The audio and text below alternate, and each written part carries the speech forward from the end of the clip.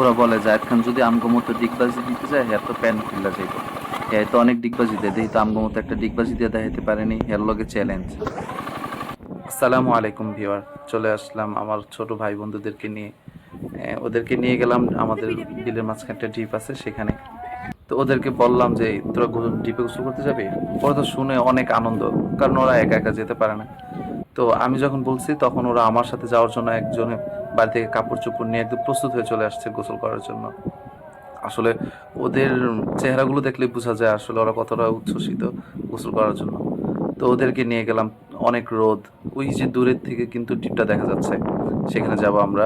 অনেক তো রোদ, রোদের মধ্যে একদম দুপুরবেলা, দুপুর একটা দেড়টার মতো বাজে। এই সময় চারদিকে আজান দিচ্ছে, ওদেরকে নিয়ে গেলাম।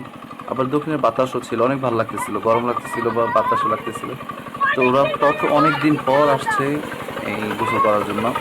তো ওরা যখন ডিপের পানিতে কে আগে নামবে, কার আগে কে ভিজবে, ওরা তাড়াতাড়ি করে ঝাঁপ টাপ দিয়ে নামছে। নাইমা ওরা যে আনন্দ করতেছে, ওদের আনন্দ দেখে আমার সেই ছোটবেলার কথা মনে পড়ে গেছে। ওরা আনন্দ করতে করতে গোসল করতে করতে একজন প্যান খুলে যাইতেছে।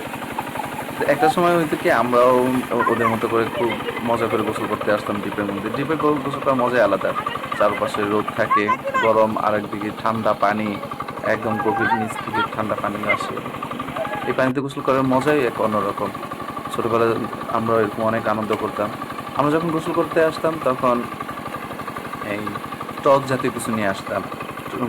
যেমন এই চালতা নিয়ে আসতাম, তেঁতুল নিয়ে আসতাম, অথবা কাঁচা আম গাছে থাকলে কাঁচা আম পেড়ে নিয়ে আসতাম। লবণ মরিচ দিয়ে সেগুলো মাখা খেতে খেতে আস্তে আস্তে তারপর আমরা যখন খাওয়া শেষ হয়ে যেত তারপর আমরা ডিপে গোসল করতাম। তো আমার খুব গরম লাগতেছিল, ওদেরকে বললাম যে আমার খুব গরম লাগতেছে, তোরা তাড়াতাড়ি কর। পরে বেশি গরম লাগতেছিল দেখে ওদেরকে তাড়াতাড়ি করে নিয়ে